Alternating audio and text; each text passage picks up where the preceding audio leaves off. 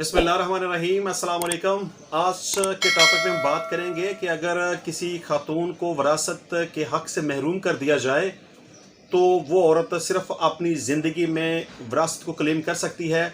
उसके मरने के बाद उसकी औलाद अपनी वालदा के हिस्से की वरासत को क्लेम नहीं कर सकती। अभी recently supreme court of Pakistan ने एक केस का फ़ैसला करते हुए ये हेल्ड किया कि सिर्फ़ कोई किसी भी औरत को अगर उसके विरासत से महरूम किया जाए तो वो अपनी ज़िंदगी में उसको क्लेम कर सकती है, लेकिन उसके मरने के बाद उसकी औलाद अपनी वालदा के हिस्से को क्लेम नहीं कर सकती। इसमें प्रपोजिशन ये थी कि एक वालिद ने अपनी बेटी को विरासत के हक़ से महरूम करते हुए अपनी तमाम तर प्रॉपर्टी अपने बेटे के नाम मुंतकिल कर दी और बाद अज़ां वो खातून जिसको विरासत के हक़ से महरूम किया गया था वो वफ़ात पा गई।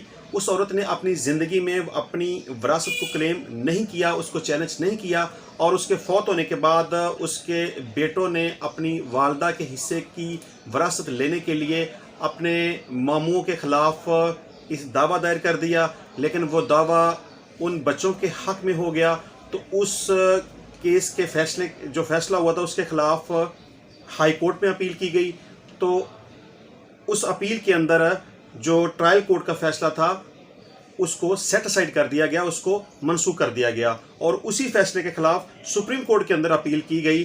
तो उसमें सुप्रीम कोर्ट ने भी ऑनरेबल हाई कोर्ट के फ़ैसले को उसको अपहेल्ड रखा और ये करार दिया कि किसी भी औरत के फौत होने के बाद उसकी औलाद विरासत में जो उनकी वालदा का जो भी राइट बनता था उनको क्लेम नहीं कर सकती। सिर्फ ये राइट उस औरत का है कि वो अपनी ज़िंदगी के अंदर अपनी विरासत को क्लेम करें, मरने के बाद उसकी औलाद क्लेम नहीं कर सकती।